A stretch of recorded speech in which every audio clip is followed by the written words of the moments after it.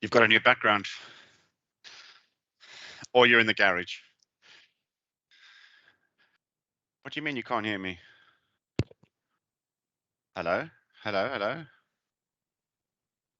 Biscuit? Hello? Hello? New background. Or you're in the garage.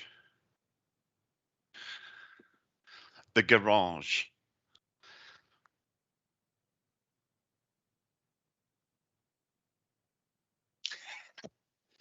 Some traditions never die. Yes, mate. How are you? But you got... I can hear you.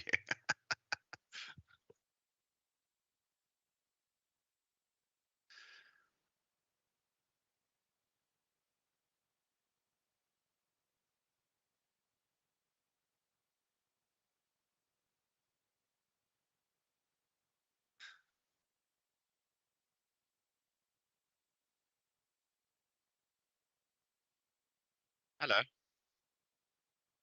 Sorry? That's what she said. Get in. And so it begins.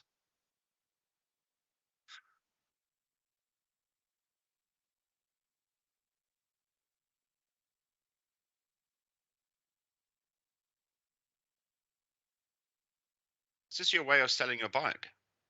Free advertising. Is it?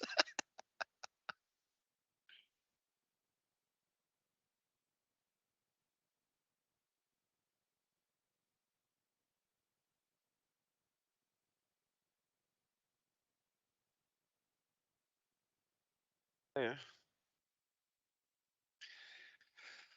Just stop. Oh.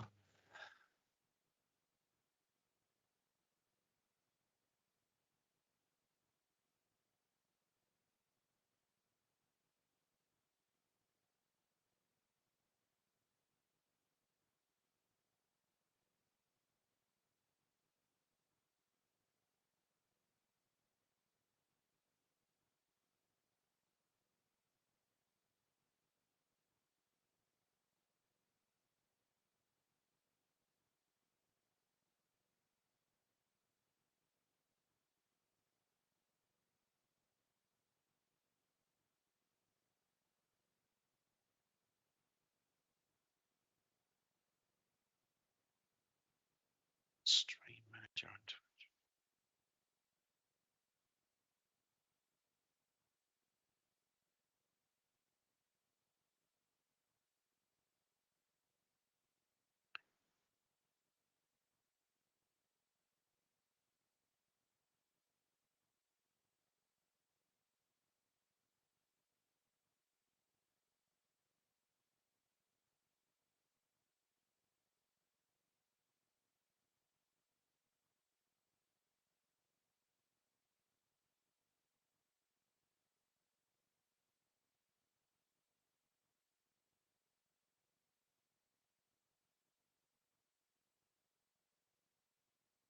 Should be connected now. Okay. Lester, don't you want to talk on your side, please? Hello. Hello. Good morning. Hello, testing 1, 2, 3. Welcome to 2020, the sequel. Yeah. Yeah. Okay, I think the sound is working now. Didn't. Okay. We're live. Right, so we're live. Let's. Some traditions never change on this podcast. Oh. Yeah, we keep it rough and It's we keep it it's rough what we and do. ready. Sorry. Rough and ready. It's Rough- what we do. That's what we do. Well, what would the podcast be without technical challenges? You know, like we just prove that we are human and things do go right and wrong. Things sometimes go wrong. Yeah. So, I mean, I tell you what, let's just start the episode and then we can. Unpack the stuff. Oh, it's still top of the hit parade. Yeah, I think it's time to change the music. Right. Or maybe we'll change it for episode 100 because we're on episode 75 and. Yeah, we got a way to go yet. Yeah, we got some way to go. It's old, but it's not dead. Let me do that and let me say start recording. Yeah, so okay, there we are. So yeah, talking about rough and ready, yes. As you can see, my green screen is working very, very well.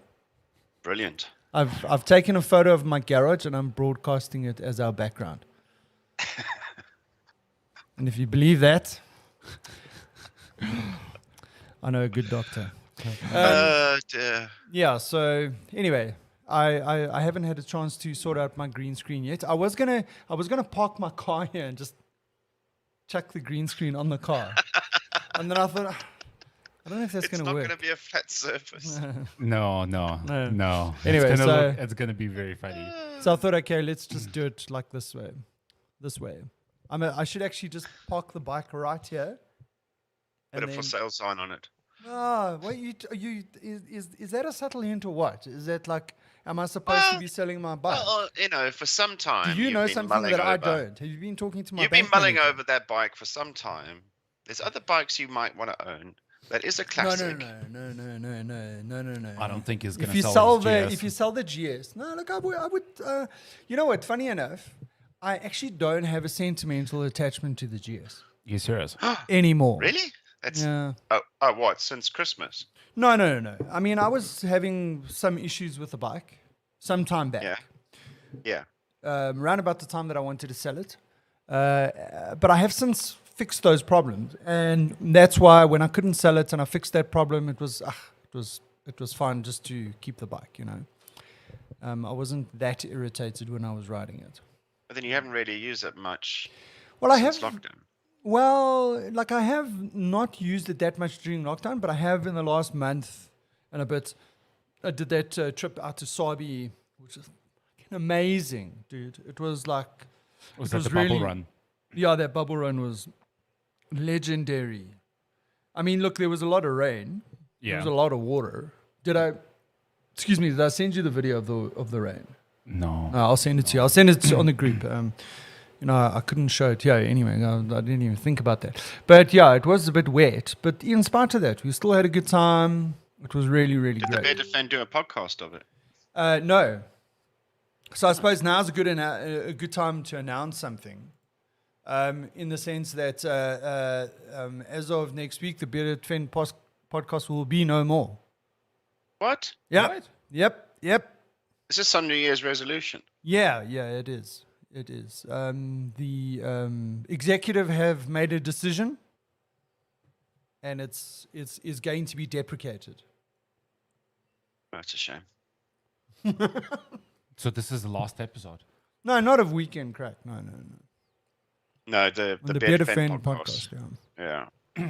What are you going to do with all those T-shirts? Well, I only made them on demand, so But you're still a bearded fan. I'm still a Bearded Fen. The You- Bearded you're Fen not- podcast doesn't. No, okay. I'm Yeah. not. I'm thinking about it. You haven't stopped being a bearded fan. No. I'll still be the Bearded Fen. The only time I'm not the Bearded Fen anymore, and I'll just be the Fen. Yeah. So when I When the beard goes. But I've been told I'm not allowed to do that, so I follow instructions Who very told you that? well. My daughters. The Bearded Fen fan cast. Yeah, the Bearded Fen younglings told me. The unbearded fans. Yeah, because they said, well, we don't actually know what you look like. We're a little bit concerned about what you. No, they must have seen photos from years ago. Well, yeah, I look like a convict.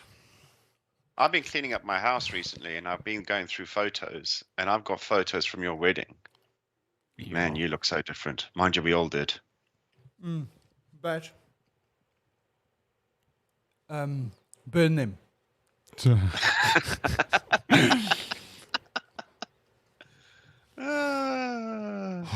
Yeah. Because according to my recollection, burn them. I see. And Okay. I'm gonna have one of those ceremonies. I've got the VHS tape. I've got the 8mm handycam tape. There was an 8mm as well. Wow. Yeah. I'm going to have a ceremony. It's called the burning Why ceremony. now? I mean, you could have done this Could years be ago. like the Burning Man, but with the tapes. Yeah. I'm going to have a ceremony. It's part of my recovery journey. I've also come across my wedding pictures Oh. with you in them. Oh, Yeah. shit. Burn Yeah, them. this is also Burn them. pre-bearded fen. Yeah. But then, at least then, I didn't look like a convict. Then I looked like overweight. I looked like I was on drugs. Did you? I looked like Elvis in his later years. Did you have mustache? And I thought it was the humidity. well, that too, that too. And I mean, Lester can verify this. They used to call me Elvis at school. Thank you. Thank you very much. Thank you very much. Thank you very much. Yeah. So Elvis was looking a bit bloated at one stage Yeah, he at did. his wedding. Yeah. Yeah. Anyway, yeah. So I don't know. I lost track of the conversation, but yeah. No, I've been thinking about the Bearded Fen podcast. My intention was to fire it up again this year, but I've made some decisions recently that means that it's going to be put on ice for another year, unless something happens. Cryogenesis. Yeah, it's going to be cryogenitized. Yeah. Anyway, I don't know. I haven't made a final decision. I'm just I'm in thinking about it. Weighing up pros and cons. Well, I suppose you know what happened is it's become like a little bit of a weight on me. yeah. In the sense that people ask me about it, which I suppose I need to take into consideration the fact that people ask me about it. So like, hey, where's the podcast? And I'll be like, I mean, the fact that they're asking, I suppose is a positive thing, but you know, like no, I'm going to start up again next year. Or no, I'm going to start up when COVID clears Let's up just or make whatever. this simple, right? Yeah. I remember. You interviewed a lot of interesting people who had a lot of interesting things to say Say. across a broad spectrum of topics. Yeah. And interests, and that's what people are looking for. So you don't feel pressured. I mean, clearly we've missed it for some time, but I think the COVID era has kind of taken your legs from underneath you. Well, You've got to be able to get out and see these people. Yeah. So I put it So this way. don't stress it. I remember. But the thing is, sorry to interrupt you. Yeah. I just remember that, like, you know, I was on a plane to London in February 2020. 20. Yeah. And I was Almost listening 2 years to- ago. Almost 2 years ago, and I was listening to your podcast with that lady, tattoo artist, I think. okay. I think that was an amazing episode. I was like, Oh, because she had some stories to tell, huh? man, there was some just hardcore stuff, man. It's Yeah. like when I listened to that podcast, I was like, wow, dude, like this is like watching a movie, you know, but obviously without the visuals, but like your head just fills in those visuals. So what are you guys telling me? You're telling me that I'm Just think about it, because it is something people will listen to and want to listen to. Yeah. I mean, I've always said from the start, I don't have a bike. I don't have tattoos. I mean, Yeah. I drink beer, but music, yeah, sure. But Yeah. I'm not in that sort of depth that you've gone to. And even if I'm not interested in those topics, I'm still listening. Yeah. Well, thank you. I appreciate the feedback.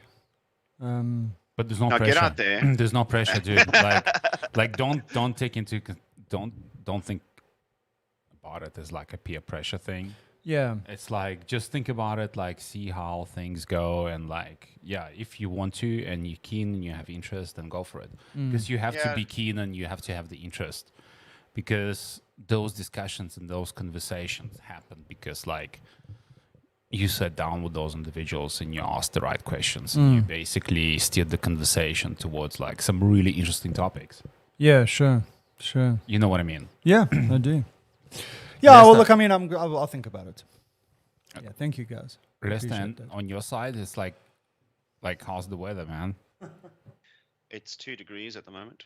Yeah. It's foggy. I haven't seen the sun in about a week. Yeah, that's hectic, dude. That's hectic. No, it's called January. Yeah. That's a Yeah, thing. that is Well, what it is. our side, we've been getting a lot of like precipitation, a lot of rain, which is, I guess, is good. But like, I think it's good. Like over the last 2 days, I installed the rain gauge. Well, not I installed the rain gauge like 2 weeks ago, but I occasionally just check how much precipitation we got over like a 2-day period, and I checked this morning. It was 60 mils. Yo, check it out, dude. That's quite a lot. The thing I like about the South African weather patterns is when it rains, it properly rains. Yeah. Unlike the UK, which just is. Yeah, I mean, we get occasional heavier rain, but most of the time it's just like drizzle. Yeah. Yeah, exactly. Or wet it can't air, even as I rain call properly. it. I mean, it doesn't rain properly. I mean, even Yeah. the moisture in the air barely makes it to the ground. It just can't be asked. It's so small, so light, the wind just blows it around and everything just gets damp. Yeah, so 3 months of the year, everything is just damp. I won't use the word moist. Oh, I just did. I should. So, guys, there's a lot of things happening in the news. Like, I don't know if you guys watching this. Jeez, have you forgotten about Christmas and New Year already? Who cares about that? That's like Asian history. Well, so can I last just year, make man. one comment on that? Yeah. It did not feel like Christmas. There was hardly any music or not. Remember, let's go back a couple of episodes. I don't like Christmas, right? So, funny enough, it was probably one of my best Christmases because there was no Christmas. Someone stole Christmas. Anyway, it's fine.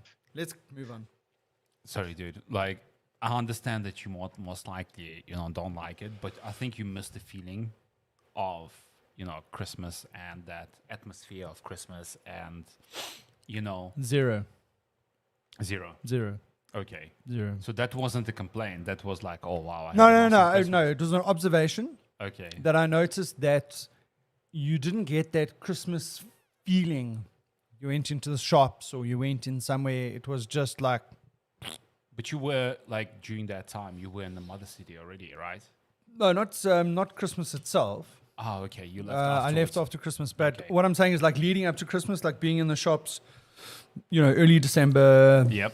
around that time. Like, dude, I went to the shops like the day before Christmas Eve. It was Yeah, busy, I was thinking about this. but it because for the wasn't last like, oh, it's Christmas. This is why it's busy. It was just like, oh, it's busy.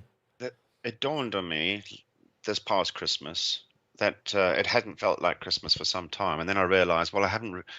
What made it Christmas before was, when I went to London to work, you walk around, there's lights everywhere. Everything's got decorations. Yeah. There's this atmosphere everywhere that there's this build up. As I'm working from home, don't feel it. All my shopping's online, so don't go to shops. Mm. So there's nothing to reinforce it to Yeah. get that momentum building up. Yeah. Yeah. Yeah, true. Yeah. Anyway, moving along swiftly. The news. Dun-dun-dun-dun. Wrong sound. Isn't this a Star Wars theme? No, man, they play that. What was that? Did you ever watch The Newsroom? Yeah, I did. That was a good series. That was an That awesome was a good series. That was awesome. Yeah, I Anyway. agree. Yeah. So Go on, you built it up. you You guys, built it up. you guys watch the tennis news? Tennis news. Yeah, Well, Australian Open. The well- saga. The saga. Well, look, with, I have. Did you see that MasterCard got on top of this quite quickly? I know. no, what happened? It says MasterCard because visas aren't accepted everywhere. Ching ching. That is brilliant. Drop the mic. Yeah, that's drop the mic. So, I mean, talking about that, okay, before we go on to the tennis, and we're talking about that advert, that's very similar to another advert. Can you remember what advert I'm referring to? That very similar like that. In South Africa, you're not allowed to use competitive advertising. In other words, you're not allowed to name another brand. Go on. Yeah. Can you remember when they did something in South Africa that was like super borderline? It was Oh, go on. so BMW and Mercedes. So the story, well, this is the thing. They had an advert by Mercedes, and this was based on true life events, where a guy went over the side of Chapman's Peak in a Mercedes. I'm trying to think which one it was. It was like mid to late 80s Mercedes, right? Basically what the C-Class would be today. It was the equivalent of what it was then. Okay. And the guy went over the side of Chapman's Peak and tink, tink, tink, rolled. The guy survived. Okay. Wow, that's So, amazing, dude. Like that's a very, very steep cliff. I don't know how anyone could actually, even these days, make it through that. Exactly. So anyway, so obviously Merck make a TV advert based on this thing, and they did BMW makes the same advert, same Chapman's Peak Drive, because the Merc is like they reenact the event. Yeah. Right. Waste another car. Another car.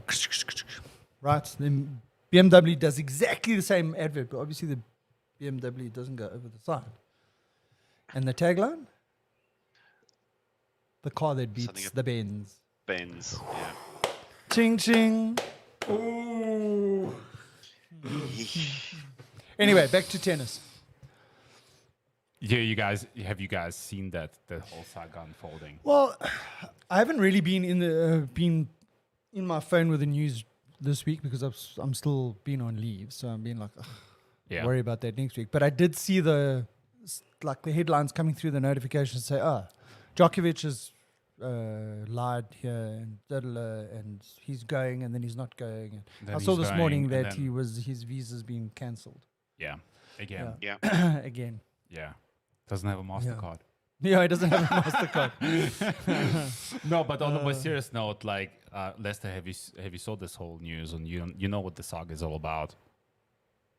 Yeah. Well, I tell you what, fill it in for the people that haven't heard. Just give it like a quick rundown what this story was. I didn't follow it in depth, but like based on what I've seen on the news, it looks like in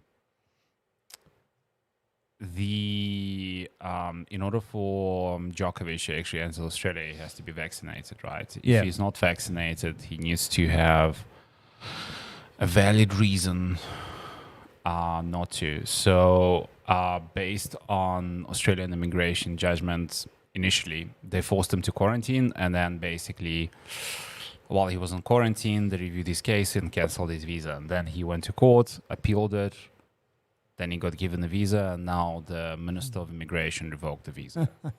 So, well, the second thing was related to an interview that because Djokovic, I think, had COVID in December. Yeah, he did. Yeah, and he had an interview while he should have been in quarantine. Self-isolation. Yeah. He had an interview with the press, and that's the thing. So that they just took that in bad light, going, "You're just not respecting the rules. You're just not respecting the boundaries and the requirements. You're not bigger than that." That's the whole thing, because he thinks he's bigger than that. That's how he's come across. Yeah. I mean, his mother's like, "Have you seen these quarantine hotels? The food is terrible. It's like prison." Yeah, and that's got... Yeah, man, why would he get any different? Yeah. So, and I saw something, I didn't really go into the detail, but something about him having put the incorrect information on his visa application. So I don't know if that's related to the vaccination or whatever, but they're saying because he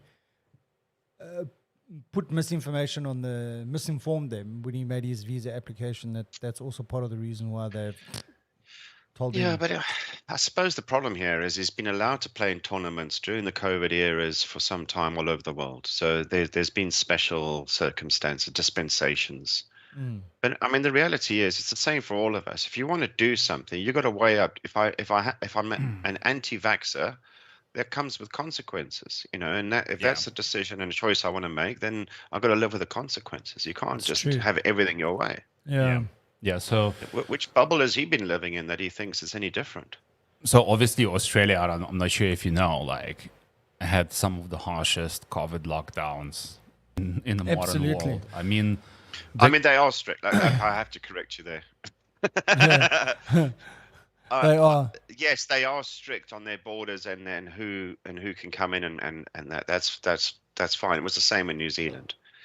But when I remember, when they put Sydney on 5-day lockdown, it was an outcry, and I'm like, we've been in lockdown for 6 months. So you guys don't know you've been born.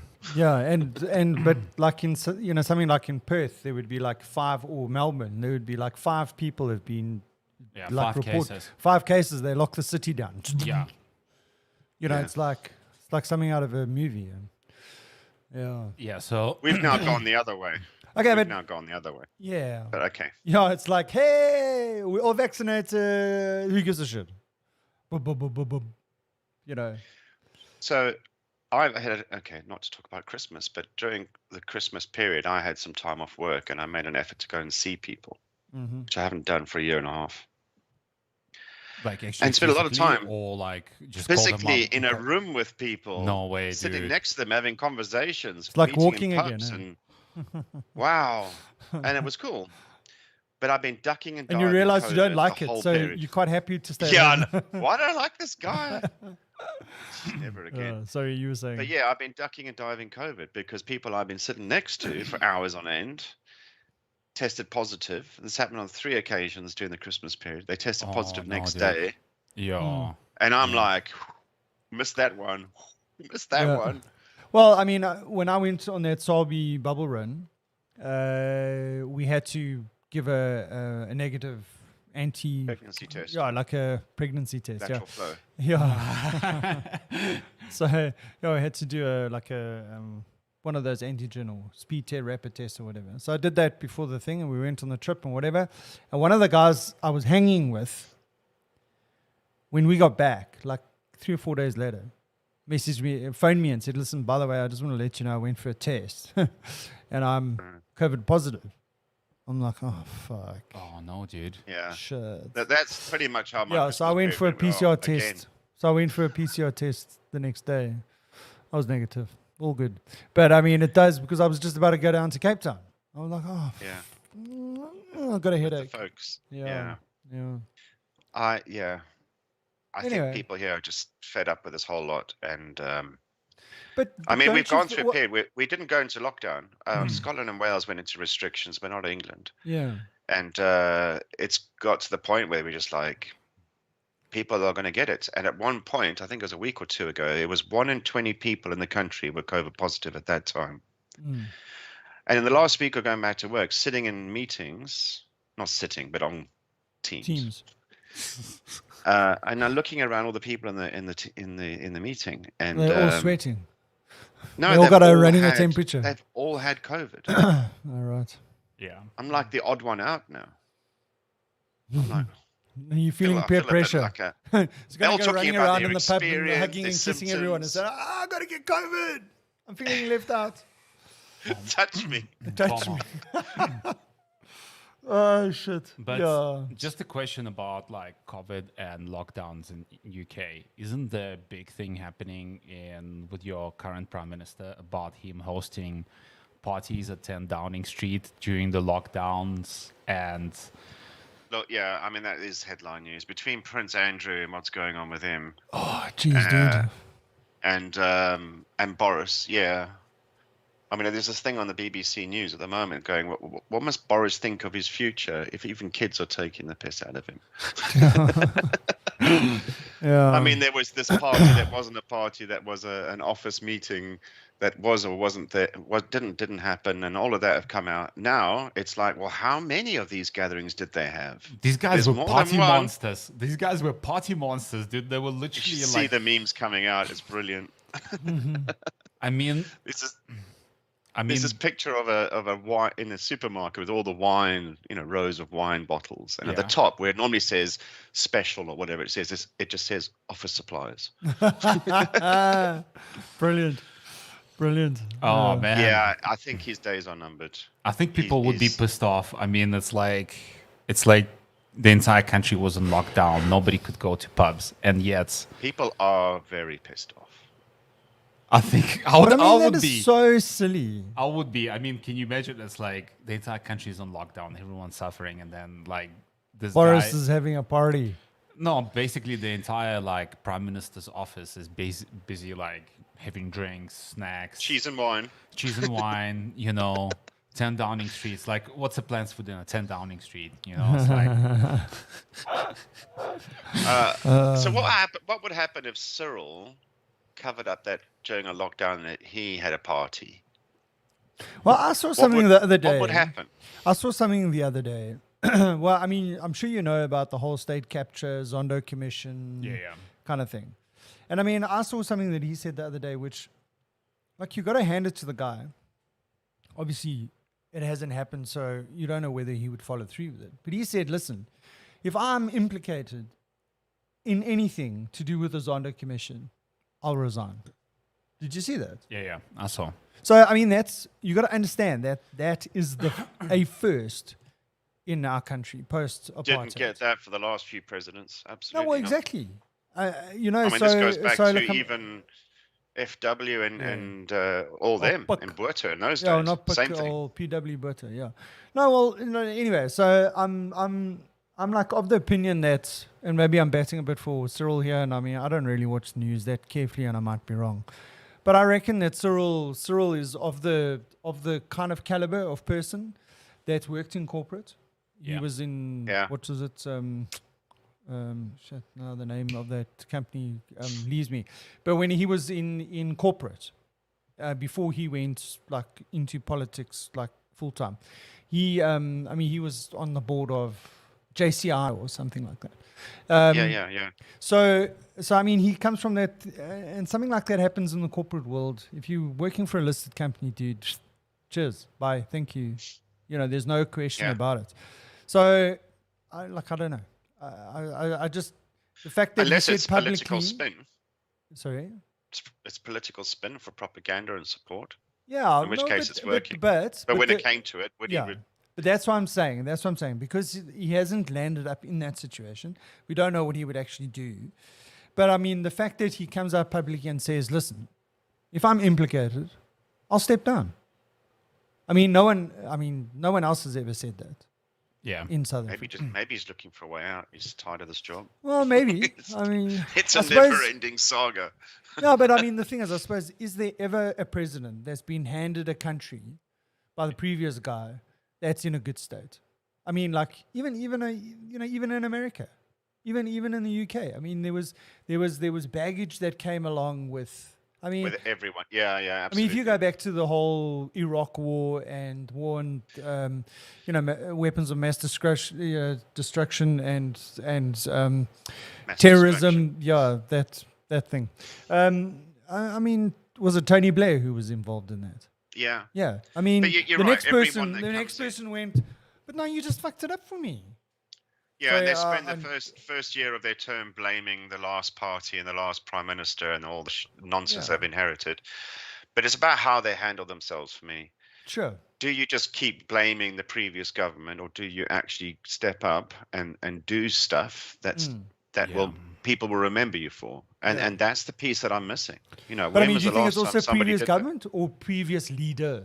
I mean, I don't watch your politics it's all often enough. In the UK, it's part and parcel of the same thing. Sure. The leader is responsible for the actions of the party. Yeah, sure. But what I'm saying is that, like I've never heard Cyril ever point to Zuma or Mbeki or whatever and say, oh, but they didn't deal with this properly or whatever. Okay, but I suppose that's how they operate in the party. But so my like 5 cents. It's like Cyril wasn't handed like an easy job. Number one, he inherited like the corruption. He inherited like the country in a really bad state after 10 years of Zuma. Number two, COVID.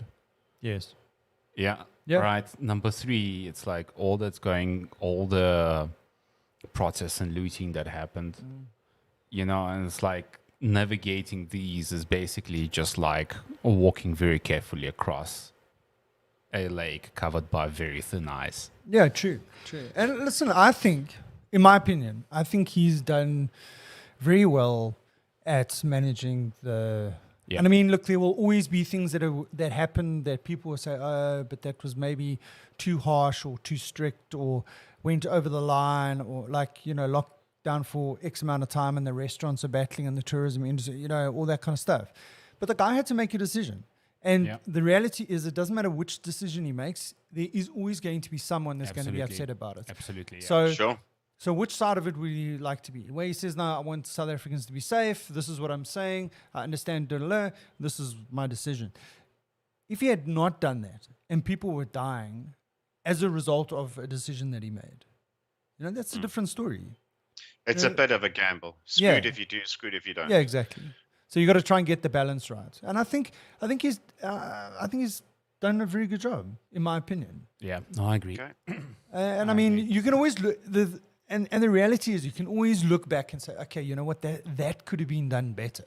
Fair enough. There's no decision that a person makes that you go, that was the perfect decision, because you never know what the he didn't nuances. Know. Like he could have had information to say, okay, you know what, there was a first wave, there will be a second wave, there will be a third wave. Yeah, sure. He might have known when that wave was going to come, how quickly it was going to come, what the extent was going to be. He didn't know that. So every decision that he made was based on, okay, what's the facts available to me now? And later you can go back and say, oh, well, maybe he pulled the trigger too early, or maybe too late, or, he should have done this and not that. It's very easy to say afterwards. In the moment, I think he's done a very good. What you want to see, and which is what I'm seeing, is that he, despite all the challenges thrown at him, he's actually still going out and doing stuff. He's still trying to make a difference. Yeah, that's key. Yeah. Well, I mean, did you see that our Parliament building burnt down in Cape Town? In Cape Town, I didn't see that. While I was down in Cape Town, we were actually in. Was it you? No. I was in Camps Bay, dude. I was on Clifton for the. Oh yeah, that's like not commutable. I'll tell you. Listen, I must tell you something about my Cape Town trip, and I'm going to on air agree with a mate of mine about something, right? Because I can. Is he tuned in and listening? Oh, he's right here. Right. But anyway, on the day that the Parliament buildings were... Don't admit to anything, dude. No. While the Parliament buildings were burning down, I mean, like, the news is coming out, and we were on Clifton Fourth Beach, right? And you all know what Clifton Fourth Beach looks like, because you and I were there, I won't say how many years ago.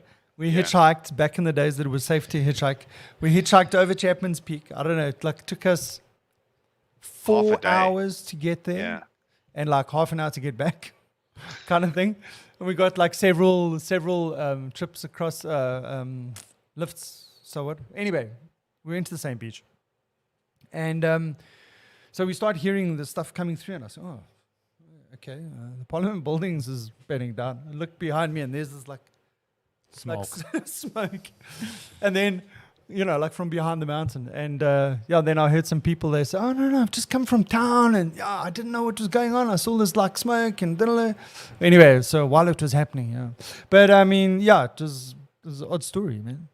They think it's arson, then they're saying it's an electrical fault, but then there were fires in two places. Can I ask you something? Yes. I tried to follow the story, but like all the news reports were not consistent. Not consistent in terms of like, did that homeless dude actually burn it down? I thought he just came in, like saw the place open, and he just stole some stuff. I mean, I mean, they say that that's the thing, is like, why start a fire and then start stealing stuff? I don't know. That is weird. So I mean, I didn't follow it closely either, but I did watch one program on TV where they were talking about it, and and I also heard something on the radio on Cape Talk while I was down there. Yeah. And the guy was saying, listen, we can't, without the full investigation, we cannot say that it's arson. It looks like it started here and it started there, but a month ago there was an electrical fault where a fire did start as well. So we suspect that it might have been a thing. And to answer the, a electrical fault, and to answer the question, why was the fire in two places? Well, they've worked out, one thing that they have established is that there are heat signatures, if you want to call it that, in the ventilation system. And they suspect what's happened is that the heat that was being generated by the one fire was being sucked through this system, and there was spontaneous combustion on the other side due to the heat that was being sucked through. Wow. Backdraft. Like a backdraft, kind of thing. And they were saying, and then that's where they were saying that's where the system failed, because what was supposed to happen is that when there's a fire, obviously the fire alarm system is supposed to trigger, the sprinkler system is supposed to start, and what it's supposed to do is it's supposed to turn off the ventilation system, and it didn't do All of that failed. So there's your conspiracy theory. Yeah. So how bad is the damage?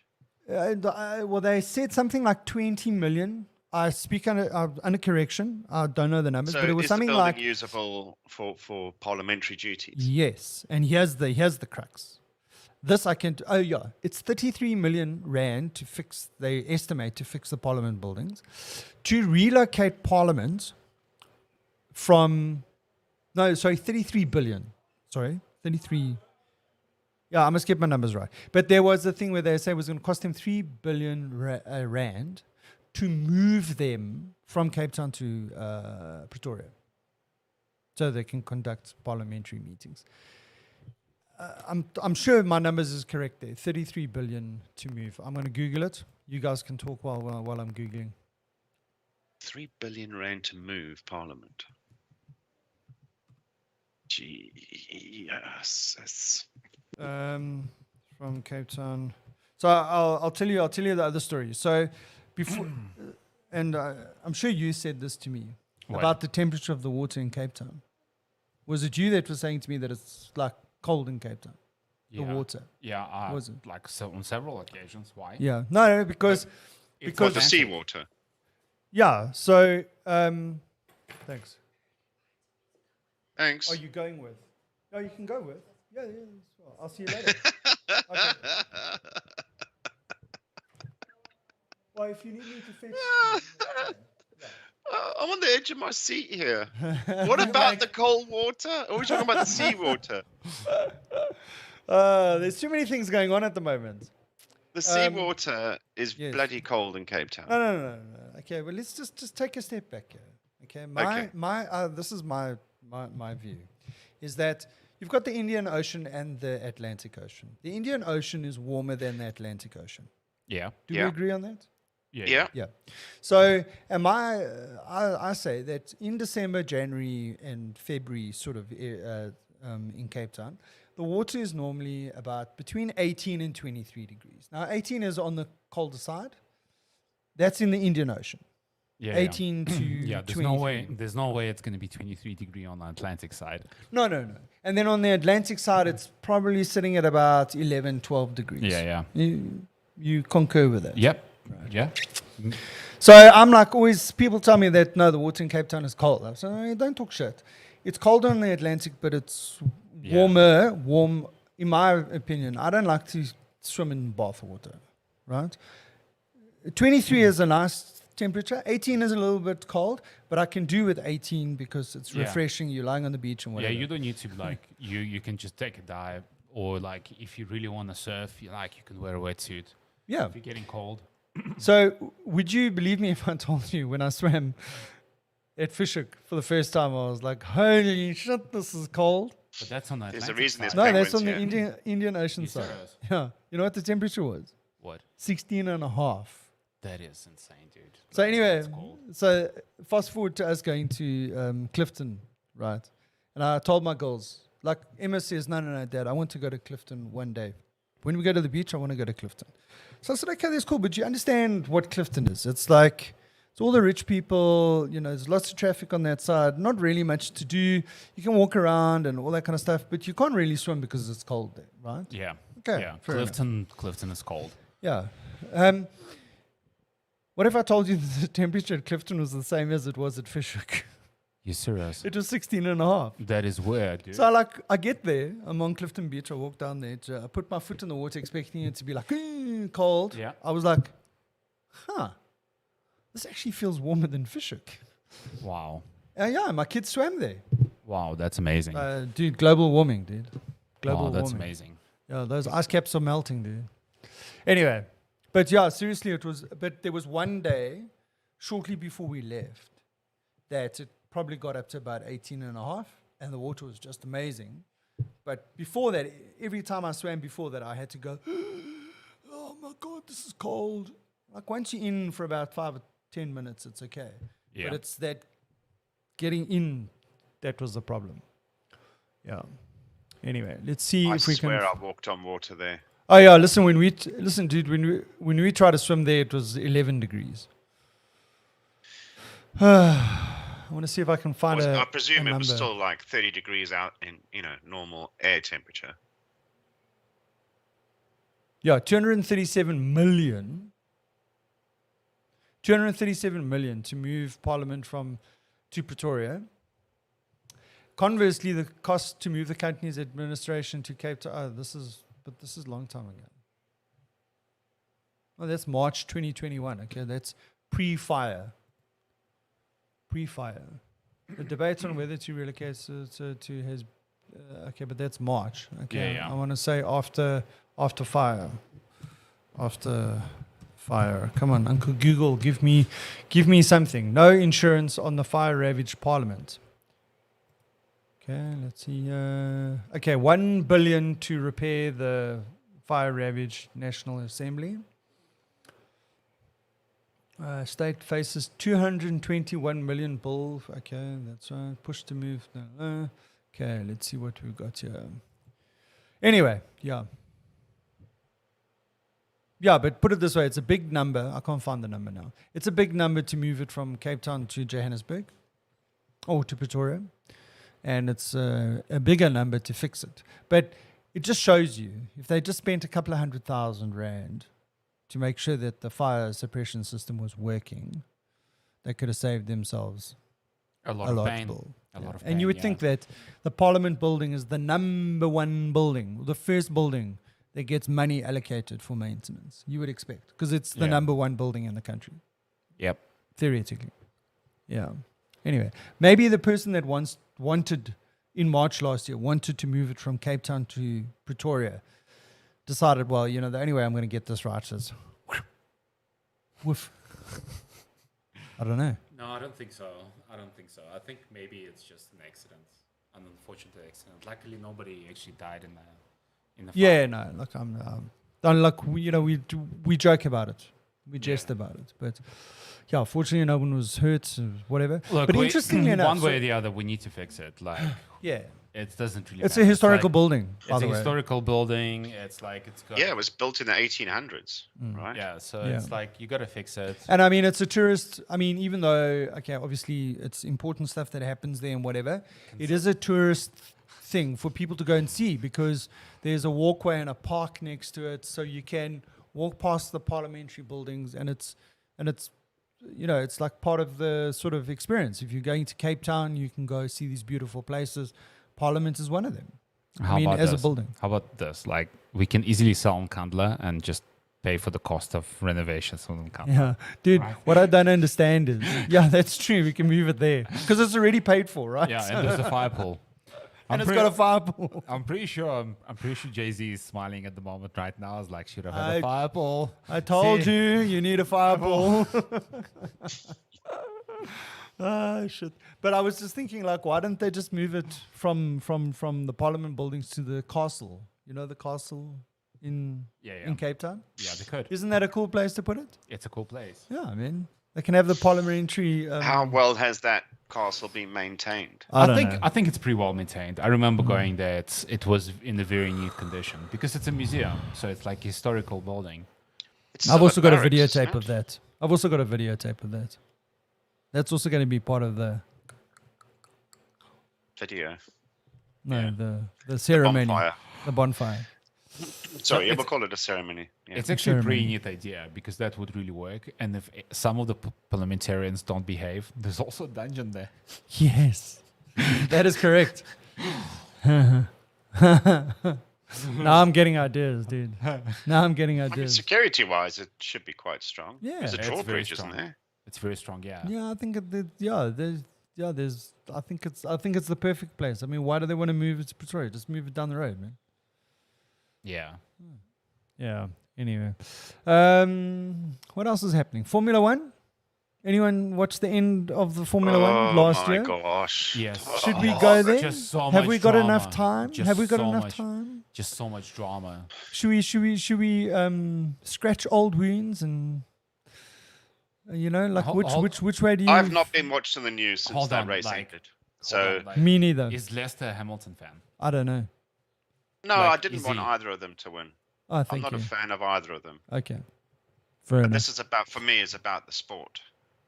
Well, what's good for the sport? I can throw my 2 cents in. Right. if first of all, I do not agree with either Hamilton nor Max getting any hate from anyone as a result of what happened in that race. Oh, absolutely. Okay? Yeah. And as much as I don't like Lewis Hamilton, I respect Lewis Hamilton's ability. You've got to accept that they did a phenomenal job towards the end of the season to catch up and theoretically almost take the championship away from Max Verstappen, who on paper should have been the champion because he led more laps than Hamilton and the other top 4 drivers together. He won more races, more poles, led more laps, whatever you want to call it, okay? So either way, you can say both of them deserve to win because Max, with those stats, looked like he was the better driver, had the better package consistently over the season. Because remember, theoretically not one in one race, it's one over a season. And Hamilton equally and Mercedes made a good comeback. Good comeback because remember, same car, same engine. They didn't change. And when I say the same car, I mean the chassis and all that kind of stuff is pretty much the same. They found a way. They tweaked some aero, something somewhere, and made some tough decisions. Said, "Hey, listen, let's go to 6 power units." Took the grid penalties. Started at the back and won races in Brazil, as an example. You've got to commend them on that, right? So both teams, for various reasons, literally were on the verge of winning the championship. And deserve to. I mean, Mercedes as constructors, they won outright. There was no chance that Red Bull could win. So it comes down to, okay, there was a decision made in the dying moments of the race. Okay, it's a high pressure situation. You've got the team principals in your back. In your back. Yeah, in the race director's ear. Oh man, that needs to change. A, it should not be broadcast to the rest of the world, and B, they shouldn't be talking to him while he's supposed to be making decisions. If you've got a complaint, you lodge it after the race, right? Yeah, but they have a whole panel. You can go to the race officials during the race. They have been doing this for many years. But that's correct. That's a process that's there. Yeah. So anyway, the thing is that you've put this guy in a high-pressure situation. There is a lot at stake. It's not like the last race and the guys won the championship already, right? So the guy's in a high-pressure situation. It's the first year that he's been the race director. We talk about presidents being handed a rough deal. Charlie Whiting, who was the race director, passed away, unfortunately, earlier in the year, and Michael Massey took over from him. Yeah. Okay, Michael Massey took over in the most intense season in Formula One history. Okay, so you got to understand what the guy is dealing with. Okay, I believe he made a decision, right or wrong. Let's forget about whether it was a right or wrong decision. He made a decision in the moment. I think it was fair. And you've got to give him a bit of slack because of the fact that he was in a high-pressure situation. He's got all these people in his ear. The biggest racing event, down to the last race, down to the last lap. And he makes a decision. Someone's going to be upset about it. Okay? Yeah. Right. Then, take into account that Mercedes did lodge a complaint after the thing. And the stewards, which is not Michael Massey, the stewards made a decision that there was no further action to be taken. Okay? Now, fast forward. I mean, we can just skip for the moment whether he made a right or wrong decision. Let's talk about what's in the news right now.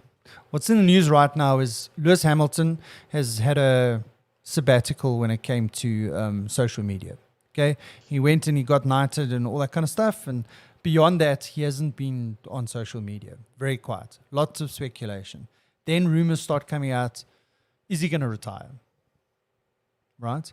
So there's, up and down, guys creating stories. I haven't really read much. I've just checked some headlines and maybe looked at a little bit of detail there. I haven't been watching it minute by minute, right? But essentially this week it comes down to, okay, Mercedes have said, Lewis Hamilton, well, literally what they're saying, and I don't know, this is only on what you're reading in the newspaper, so it could be, it couldn't be 100% accurate. But basically what they're saying is that Lewis Hamilton will retire from Formula One unless Michael Massey is fired. Yeah. Right? So what what I'm saying is under like contract. yeah, well, That's blackmail, though. well, exactly. That's So this is blackmail, dude. yeah. Like- So this is so now all of a sudden there was this controversial moment. Okay, rightly or wrongly, the dust is like settled a little bit. Everyone's like moved on now, and everyone's like saying, oh, it's brought the Formula One into disrepute and all this kind of stuff, and it's rigged and it's all this kind of stuff, right? Now you tell me, is this good for the sport? No, it's for not. Mercedes No, now no. to be saying, listen, No, it's not. unless Michael Massey gets fired, Hamilton's not coming back. Well, thank you. Good riddance. Right? That's, yeah. And we can come back to the They decision. need to be careful here. They need to be careful. I don't care what Mercedes does. It's they need to come. Their era needs to come to an end. But for the sake of the sport that's been around for a long time, you've got to respect the rules, the safety stuff, all of the stuff that goes into this. It's not just about making sure it's fair on the last lap of a race. There's a lot. They've got to make sure the whole logistics, the safety, the running of the race, the coordination of the press, the fans. It's a huge amount of stuff that goes on here. Mm. And it's organized by this little body. And they managed to do it year in, year out, despite all the challenges, even with COVID. Yeah. And if you start pecking away at that, then I'm sorry, surely it's not in the best interest of the sport. Yeah, just, I agree. just lick your wounds and come back and prove a point. True. Exactly. Yeah. Exactly. And I mean, so I'm like, come on, guys, listen. Okay, we understand that it was in a very emotional moment at the end of the last race on the last lap. It's the best. I mean, everyone is talking about Formula One now. There are hundreds, if not millions, of new Formula One fans. Okay? And let me tell you something. Even though it was a controversial moment, everyone knows about it and everyone wants to know what's going to happen next year, which is now Do you this think year. when Drive to Survive comes out, Oh, my God. do you think it's going to be the normal series length plus 10 episodes? Yeah. Well, the first thing that you need to know is I that think you can make a movie out of that last Yeah. last race. Like literally can make a movie. listen, dude, I reckon they will make a movie out of that one day. Yeah. This season. This rivalry with... No, that's gonna be that race. Yeah, I know, and they That can use the race. actual footage. Yeah. So, but I mean... No, I completely agree with you. It's like I think it's essentially it's Mercedes trying to blackmail Formula One. Yeah, absolutely. And Um, absolutely. And the problem It's not an ethical way. It's like,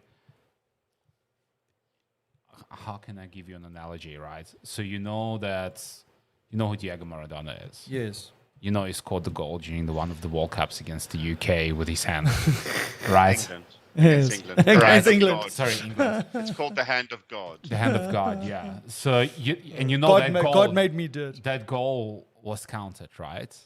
We know it was wrong, mainly because the player did not admit that he scored the goal with his hand, right? Because otherwise that goal would have been disallowed. Yes. But it happened. We know it happened. We know that, Argentina won.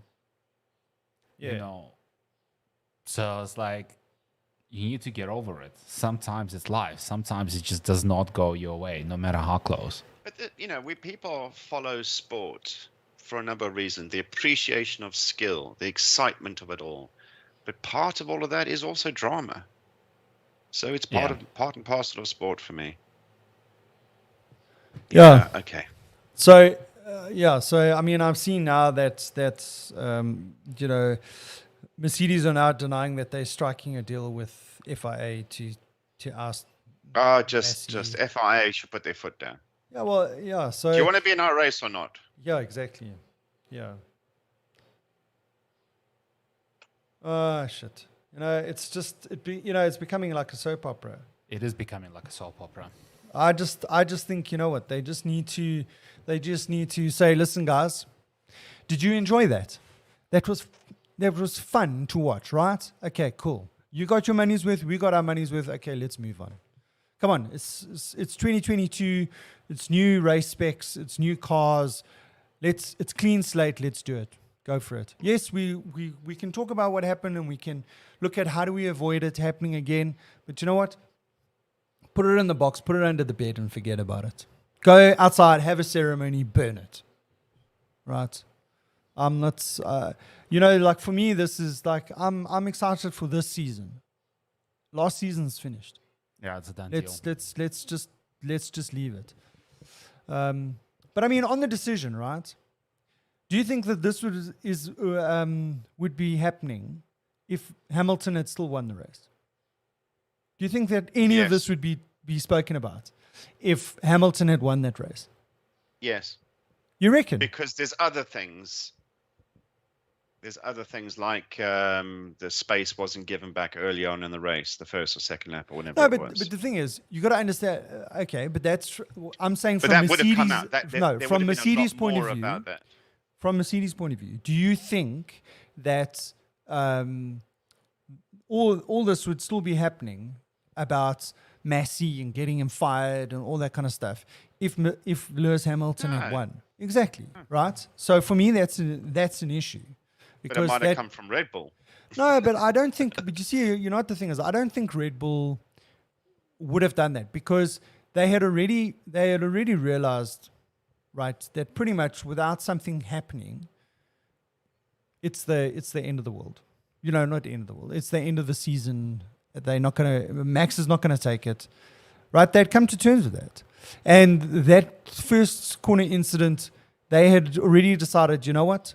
We're going to forget about it. We're going racing, right? So they had lost their opportunity to appeal that decision because during the race they should have raised it, and they decided not to. They would not be able to raise it after the race. Yeah, it would be too late to raise it after the race. Yeah, quite. So, and I mean, if you listen to the onboard. And this is what was quite amazing for me. If you listen to the onboards during that race, when that incident happened, they just said to Max, and even Max, and you see, this is where I believe, right, that Red Bull were the better team, right? And that's why I just, as much as I respect Mercedes and what they've done with Lewis Hamilton and all that kind of stuff, I just feel that Mercedes lost the plot a little bit. They cracked Toto Wolff. Toto Wolff broke a couple of headphones in the last two races. I think they're both a bit dodgy, and they both need to be strong characters. But Toto Wolff did he showed his colours, but no good. Yeah. If you listen to the onboard radio message when that incident happened, they said to Max, don't worry about it. Let's just focus on the race. And Max was sure, let's do it. Right? Well, what else can they do? No, well, look, they could have complained. They could have said, no, we're going to take it to the race director or we're going to take it to the stewards. No, but what you tell the driver is not always everything that's going on. You tell the driver what you need to tell him to keep him focused on the race. Fair enough. But they didn't take it. But they didn't take it. But they didn't take it. Yeah. They didn't take it to the race director or to the stewards. Yeah. So the thing is that they said, listen, okay, let's just focus on the race. Which I think was the right thing to do. It was you know what, let's not, there's too much at stake here. Let's just focus on the race. Let's not.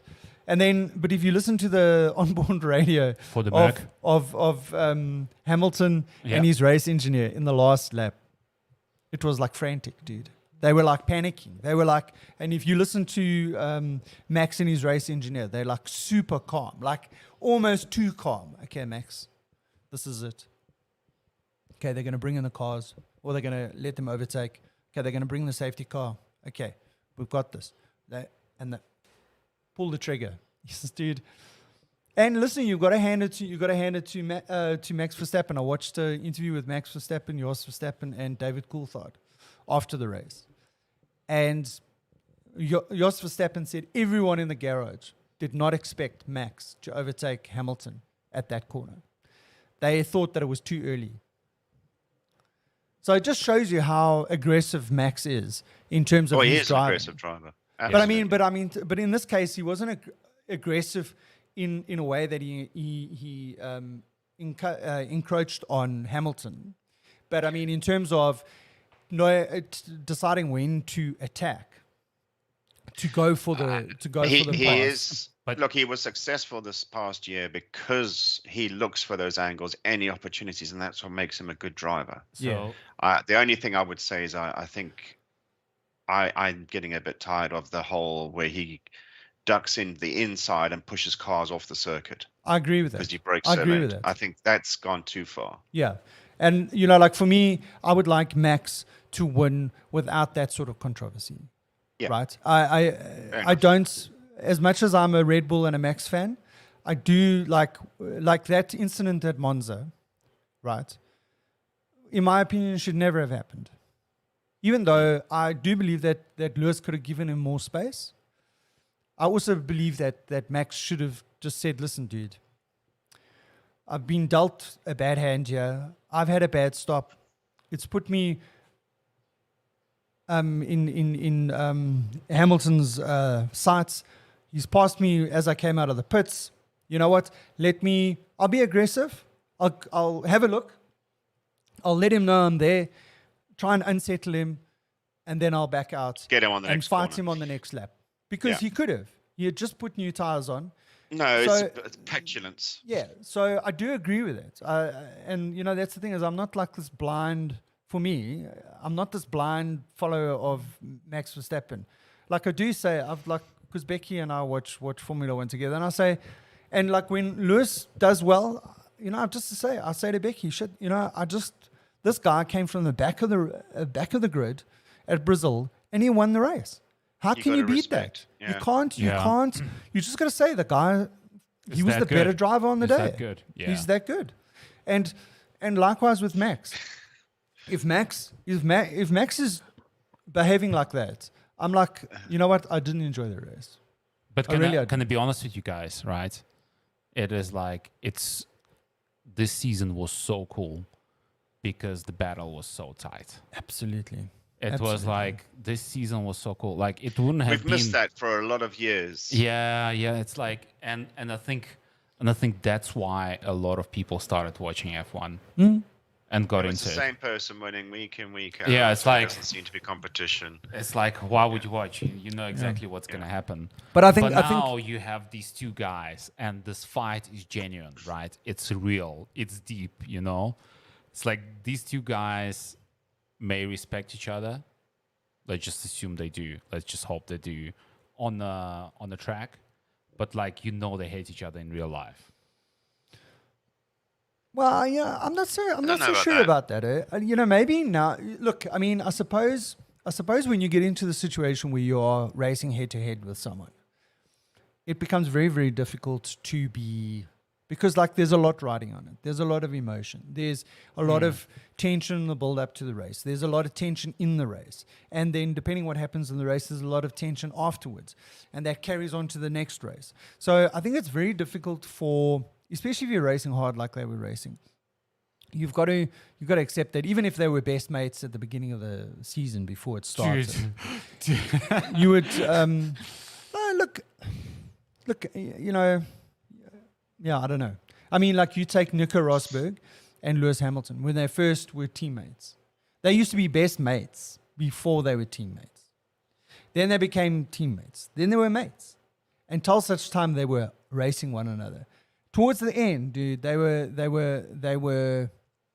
on mates. opposite ends of the friendship spectrum. So where are they now? I'm actually not too sure. I'm not too sure. They both still live in Monaco. They're both in Yeah. the electric thing. Yeah. Yeah, so I don't look. You know what? I think, you know, it was good for the sport, like you say. There are a lot of people watching it.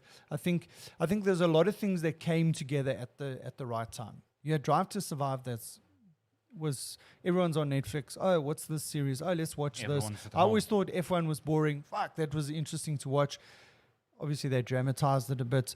And they editing Spiced it up. They spiced it up a bit. Spiced it No, up. but fair enough. I've got no issue with that as long as they're not creating stories that aren't there. I mean, you can Of course with they're editing. not. Of course they're not. They're not actually. No, they It's are. like the No, newspapers. they are It's doing hype. it, It's which actually they've been talking accused about a about. situation. I'm just kidding. They're like. Yeah. No, but anyway, so what I'm saying is that there was the Netflix thing. So they got more people watching. Then all of a sudden, at the same time, Red Bull's catching up with Mercedes. During COVID, Red Bull were pretty strong in the beginning of the season, plateaued a little bit, but it was close, but it wasn't as close. And this year was just like blistering. At one stage you thought, okay, Max is going to walk away with it. He's 33 points ahead. The way he's going, he's probably going to win. You could win every race till the end of the season, or even if he just comes second and the leader changes once or twice, he's going to walk away with it. Like, you got that sense at one point, and then all of a sudden Mercedes pulled it back. So those people that went from thinking that Formula One was boring to watching Netflix Drive to Survive and thinking, okay, it's actually not that boring. Let me watch it again. And at the time that they start watching it, becomes super, super tight. I think it all the stars converged nicely. The stars aligned there. Yeah. For F1. Yeah. Because there was a stage that F1 was like, it was just, it was mundane. It was like pedestrian. It was like watching paint dry. Like you watched the start of the race, you had a snooze in between, you watched the end of the race, kind of thing. Yeah, I would like generally just watch the highlights. Yeah, or watch the highlights. This year I actually watched a few races. Yeah. And I mean, I watched the final one for sure. Yeah. Well, I mean, there's this mate of mine who's never been into motorsport, ever into Formula One. Yeah. The one weekend we're at their place, and he was like, hey, is there anything decent we can watch on Netflix? And he was like, hey, what's this Drive to Survive? And he says, you into Formula One, what's this Drive to Survive? I explained it to him. He said, let's watch it. Dude, we watched 2 seasons in one weekend. Wow. Right? I think it was one of the long weekends that we went up. Yeah. And then we were like literally watched 2 seasons in one weekend. And now he's full on Formula One fan, watched every race, watching the practices, the qualifying, like he's now a diehard fan. Wow, that's amazing. I mean, you can't buy that. You know what I mean? Worked. Yeah. Yeah. But let's see what happens. Sorry, it looks like you're falling asleep there, Lester. Are we boring you? It's 8 weeks to the next race. Well, then that means it's 6 weeks until Drive to Survive. Yeah. And I mean, that is a good point. We're all halfway through January. It's crazy, it's yeah. not far to the next race, to the new season. Let's see what happens Dude, on the news. I can't. Yeah, they're so going back to your question, do we have enough time to cover this? We should have done a whole episode on this. Yes. Yeah. Yes. Probably not. We should have done the whole episode on just the last 15 minutes of the race. Oh, jeez, dude. Well, listen, I was like, okay, Lewis is going to win this. Wait, hang on a second. There's an accident. But you gotta accept Why that. did they only let this? I mean, for me, the other thing was they only let some cars through. I get why they did it. Okay, I wanted to talk about that. When the safety car. I wanted to talk about that. So why not let all of them through? Well, because there wasn't enough time to finish the race. Okay, first of all, there is no rule that says you have to let through all the cars. It's just that it's been done like that in the past. Okay. So the question is, okay, let's take it. Let's try and see it through the eyes of Michael Massey. And I'm not saying that this was his thought process, but think about this. You go back to the Belgian Grand Prix, which was rained out. Okay, they couldn't race; it was not safe to race. Mm-hmm. So everyone's there. They're trying to have a race, but the weather's crap. Okay, so now normally in the past, they would have the rerun the race on the Monday. Okay. But because of the fact that they had a double header, they actually had a triple header, but because the next weekend they had another race in another country, they wouldn't be able to run the race on the Monday because the guys literally start packing up straight after the race, pack all their shit, move it to the next spot, start unpacking it again. So that they can, they need to be ready by Thursday. Okay. So logistically, you can't do what you've done in the past, like rerun the race on a Monday. Okay. So they had to, so the race director says, okay, well, what we're going to do is we've like we're almost half distance or whatever. What we can do is we'll, as the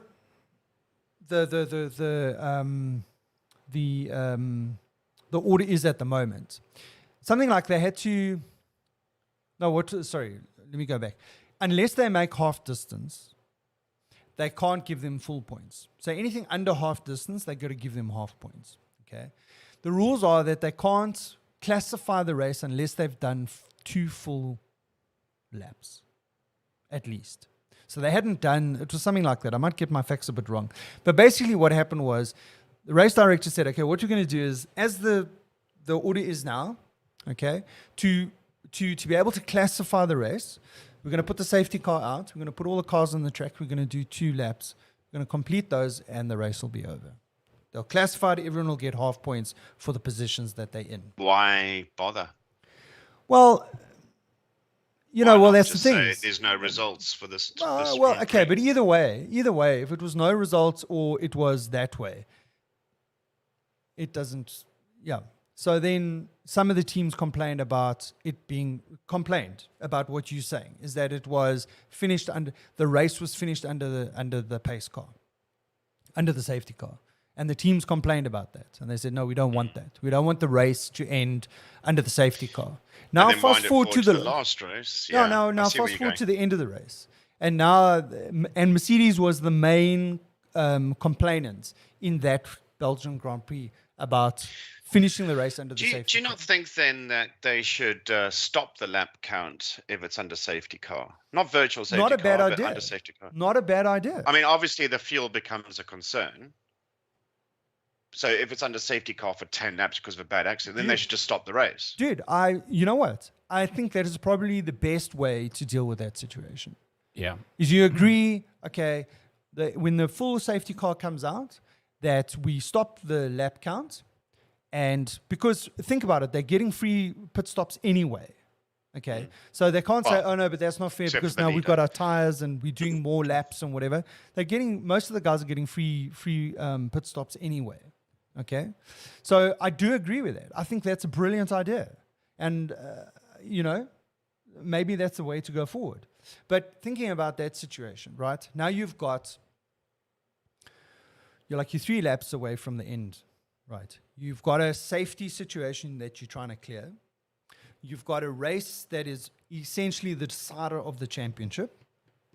You've got the guy that they're on equal points, right? So you've got both those guys within distance of one another, okay?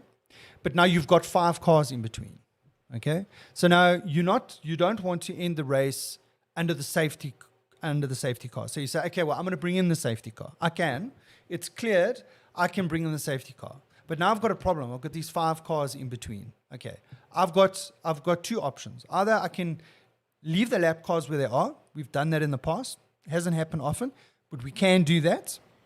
Or I can get the lapped cars to unlap themselves. But there is the situation that there's this big gap between that the other cars will take a long time to catch up, and then we'll, by virtue of the laps, we're going to finish under the safety car. That's what I'm trying to avoid. Okay?